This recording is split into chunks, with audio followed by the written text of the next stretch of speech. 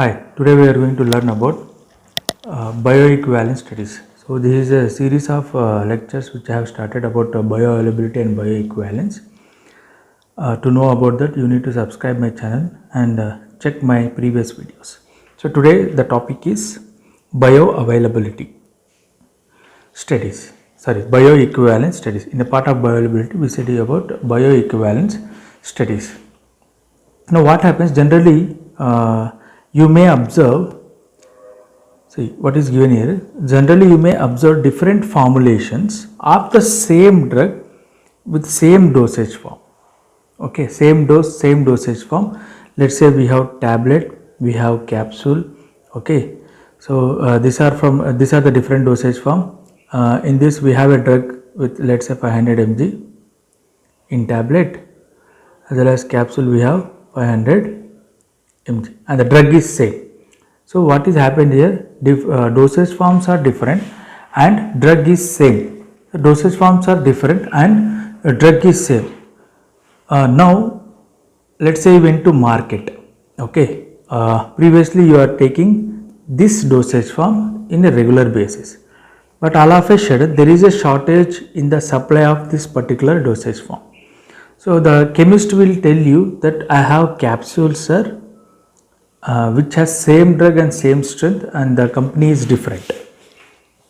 Now in that case, can we substitute this capsule in place of this tablet? You are taking regularly the tablet, but now due to the shortage in supply of this particular tablet, the chemist will suggest you a capsule of different company. Now you may get worried there. Okay, previously I'm taking tablet, now I have to take capsule. So no need to worry. That is the reason we are studying about bioequivalence studies. So to substitute this capsule in place of tablet, you can do that provided both are bioequivalent. Okay, so both are bioequivalent, then only you can substitute this capsule in the place of tablet.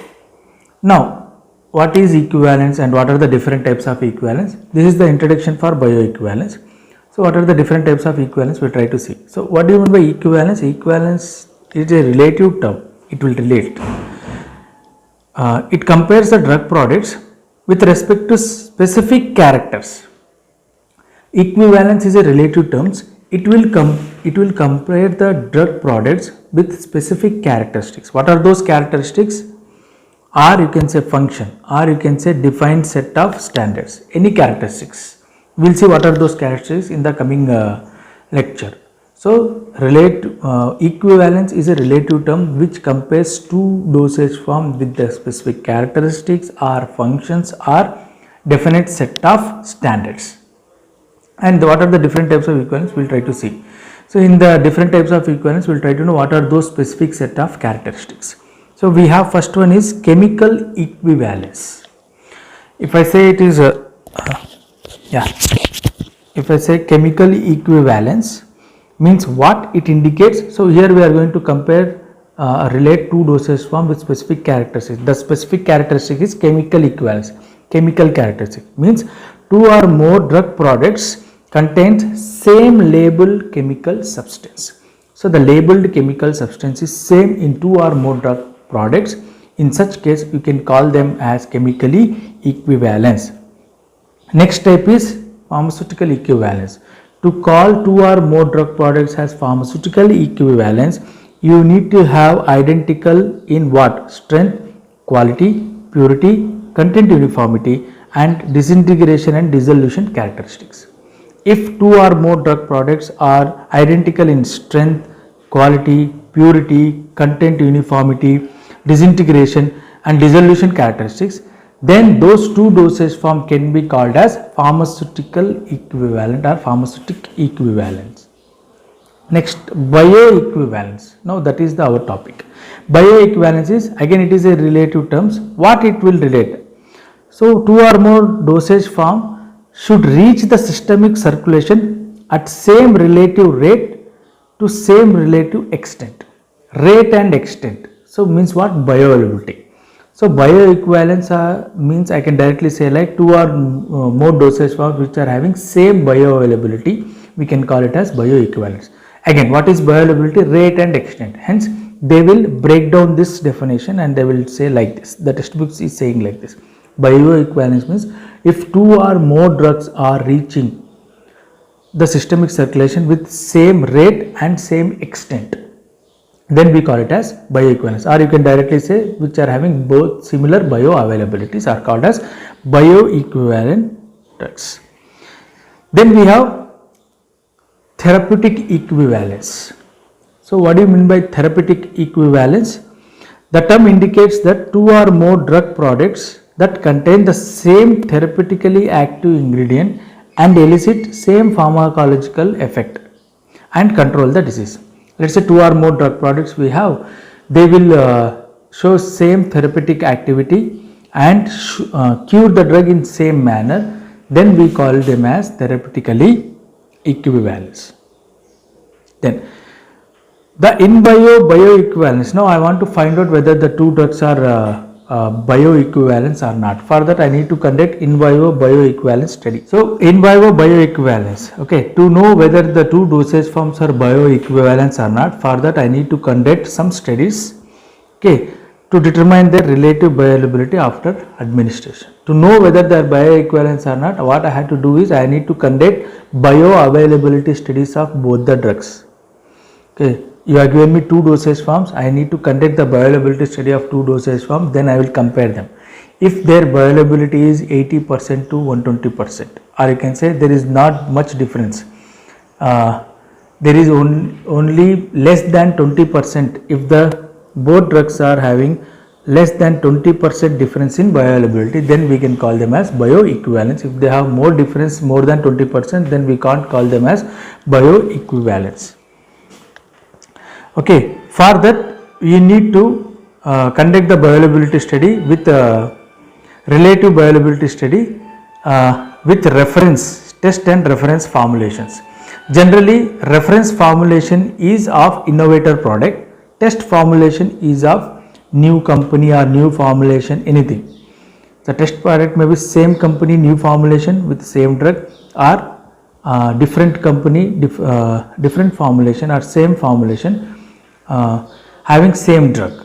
So this could be your test product, and a reference is a standard drug with whom you need to compare the, you are saying that let's say I have dosage form 1, dosage form 2, both have same drug is same in both, okay, both have same drug. Now to say both are bioequivalence, what I have to do, I need to I will take 2 as a standard because it is already there in the market. I will take 1 as a test because this is the new dosage form with same drug I am going to introduce into the market. So this will become test drug and this will become standard drug. Likewise, okay, we need to conduct the bioavailability studies. Now for conducting the bioavailability studies, generally we take healthy fasting young healthy adult male volunteers to ensure homogeneity in population and to spare the patient or elderly and pregnant women.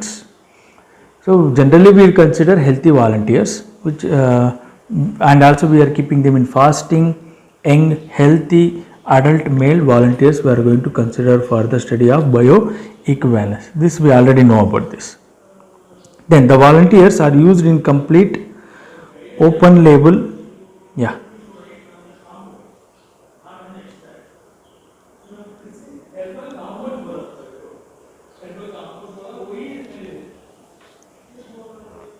Yeah, the volunteers are used in complete open label crossover fashion such as Latin crossover design.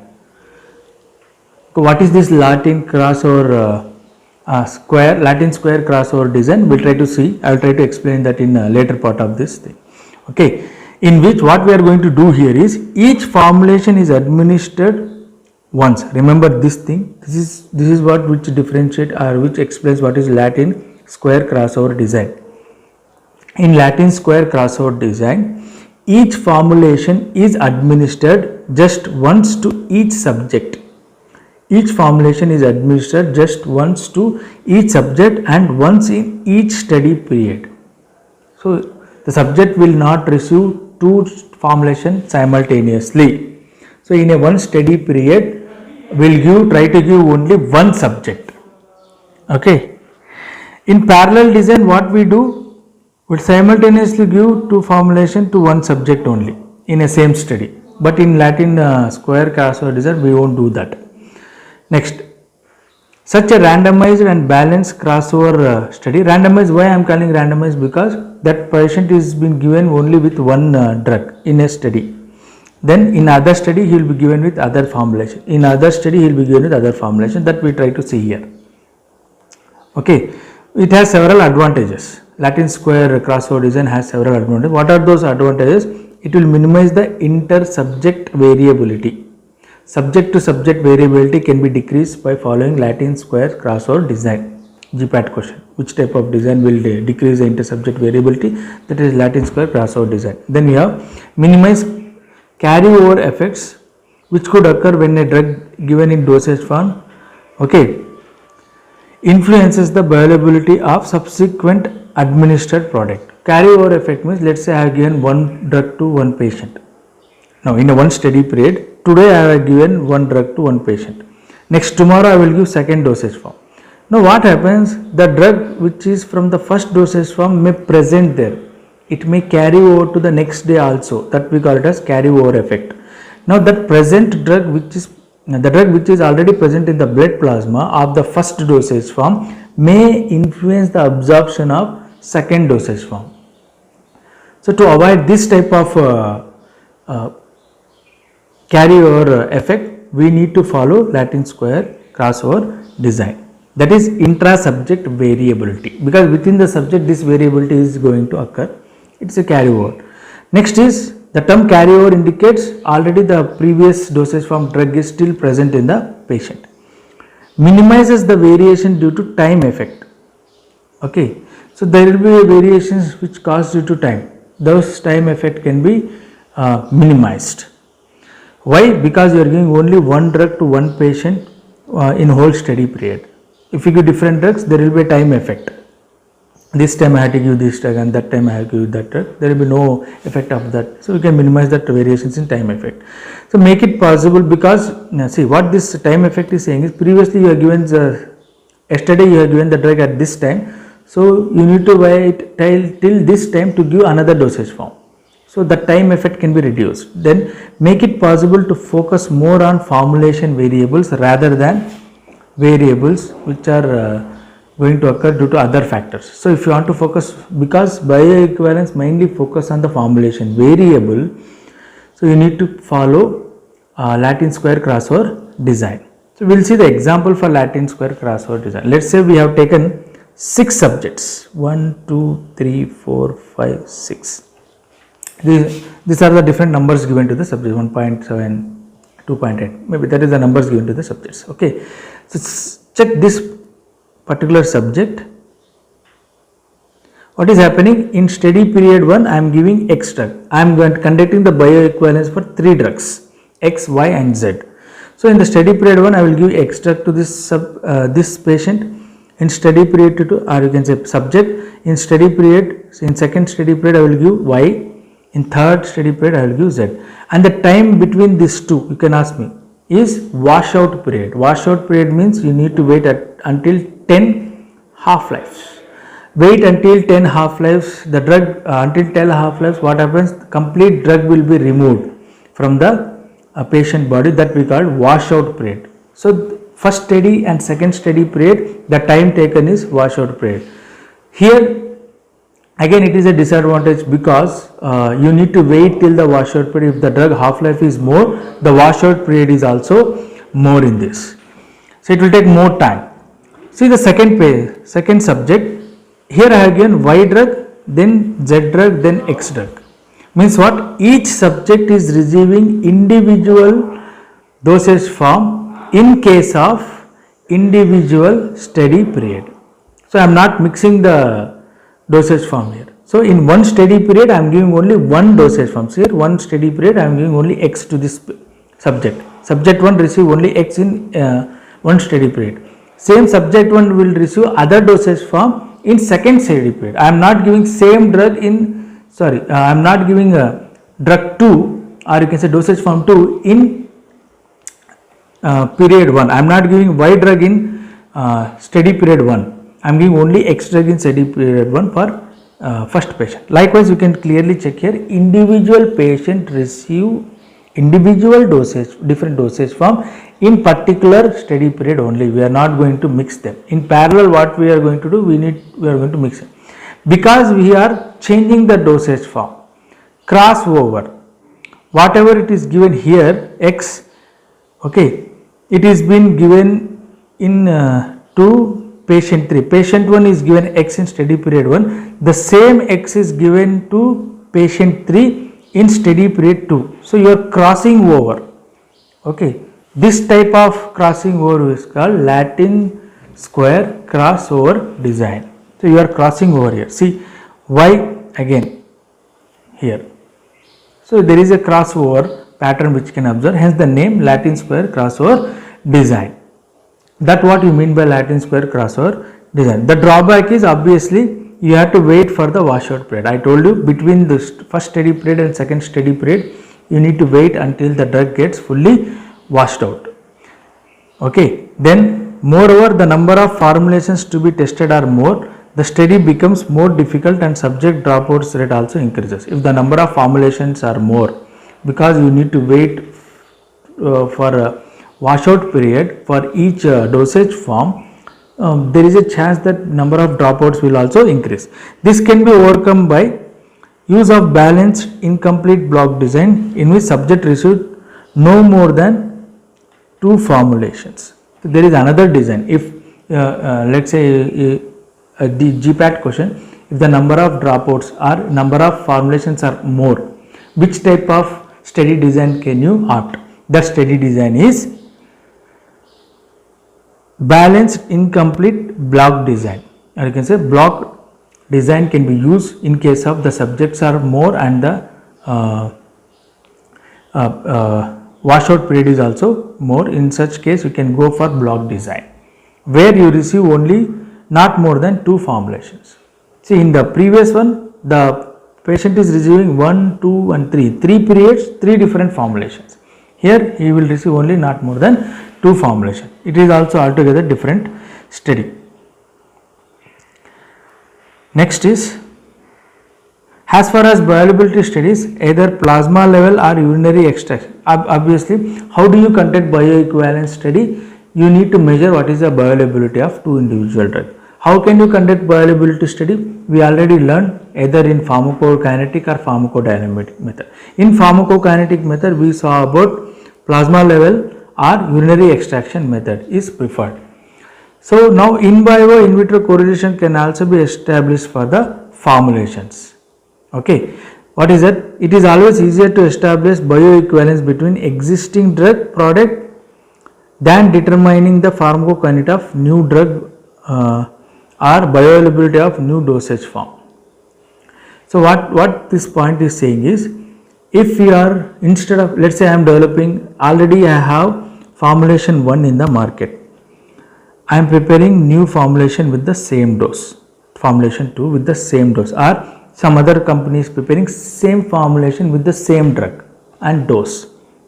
In such case, you can't ask the second company to conduct all pharmacokinetic studies. No, you can just ask them to conduct bioequivalence studies. Enough, you can release the drug in the market. What is the use of that? Use of that is, you can spare the human volunteers, you can decrease the use of human volunteers. For pharmacokinetic study, you need to conduct the study in human volunteers. Okay, so by conducting bioequivalence study, you can spare the human volunteers, number of human volunteers required. Then also, study protocol for all subjects is uniform. The efficiency of drug absorption from the both formulation can be considered as the same. Thus, differences in absorption pattern can be described to differences in the drug release from the 2 different dosage form. What he is saying is, instead of conducting the study in the human subjects, you just establish IV-IVC. If the IV-IVC is having good correlation, we saw already what is IV-IVC, you can check my previous video. if the IVIVC is having good correlation, just what you have to do is, instead of using human volunteers, conduct the same study in dissolution apparatus. Whatever the drug release is there, you can correlate with the drug absorbed. Over. You can spare the human volunteers here. In case of bioequivalence, we call it as bio-waiver. You are waiving off the living organism in the particular study, hence we call it as bio-waiver. Instead of conducting the bioequivalence study in human volunteers, you can directly conduct the study out of the body, in vitro. Then statistical interference. How can I say that whatever the let's say I have conducted the bioavailability study or bioequivalence study for both the drugs, the drug 1 and drug 2. How can I say that both are bioequivalent? Only when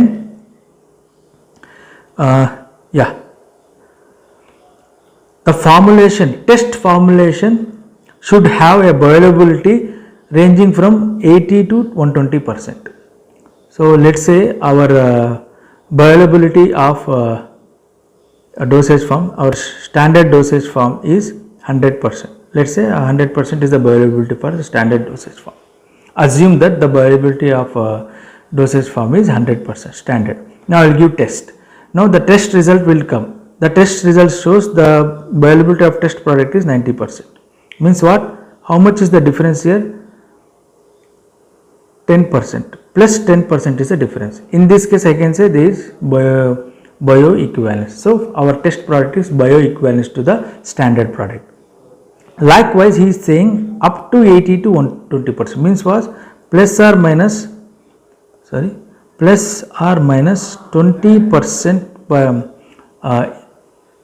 matching can be done with the test to the standard product. Then we can say the given test product is bioequivalence to product 1. See here, plus or minus 20%. That was the statistical inference. Now, if let's say company 1 is producing one product, its product what do you say that patent is expired. Now company 2 want to produce same product. Now the company 2 will produce a product, but when they conduct the bioequivalence study, they found that only 60% is the bioequivalence. Means what? It is becoming 40% plus or minus. In that case, we can say it is not bioequivalent. This particular dosage form is not bio. In such case, what that company has to do? They have to stop the production? No. What they can do is they can increase the bioavailability of their dosage form. Okay, to increase bioavailability, what are the methods? That what is our topic. This we will try to see in the next video. I hope you understand.